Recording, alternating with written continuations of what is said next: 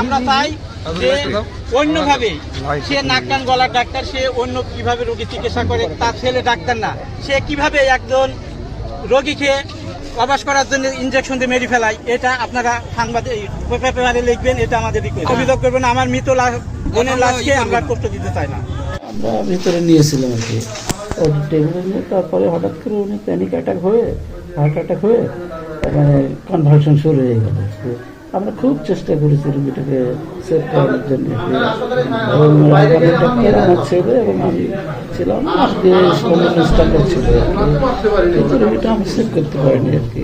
রোগীর কোনো অপারেশন করা হয়নি, কোনো ওষুধও দেওয়া হয়নি, জাস্ট স্যালাইন চলতেছিল এই আর কি। খুব মারছে আমাকে মারছে, কিন্তু আমার ছেলেটাকে অজ্ঞানের ডাক্তার আমার ছেলেটাকে মেরে অজ্ঞান করে ফেলেছে। এখন তাকে হাসপাতালে নিয়ে ভর্তি করছে। দেখার কোনো ইয়ে ছিল আমার আর কি, একের পর এক। এবং শেষমেশ ওখানে যে মেয়ে ছিল তারাও লাথি মারতেই থাকে। আর আমার তো মেরে আমি প্রথমে ছেলে একটু শরীর স্বাস্থ্য ভালো, তো ও আমাকে সেভ করতে গেছে, সেভ করতে যে তখন ও তো পারে নাই, তখন ওর পরে এত সবাই মিলে আক্রমণ শুরু যায়, ও এক পর্যায়ে পড়ে যায়, আমি ওর গার পরে ওকে একটু ইয়ে করার জন্য চেষ্টা করেছি। সবাই এখানে উপস্থিত ছিলেন, আপনারা দেখলেন অবস্থা। তো পরিবার থেকে যদি কোনো লিখিত অভিযোগ আমাদের কাছে দেয়, আমরা চেষ্টা করছি তাদের কাছ থেকে নেওয়ার। তারা যদি আমাদের কাছে দেয়, আমরা এরপরে আমাদের যে আইনগত ব্যবস্থা সে ব্যবস্থা নেব।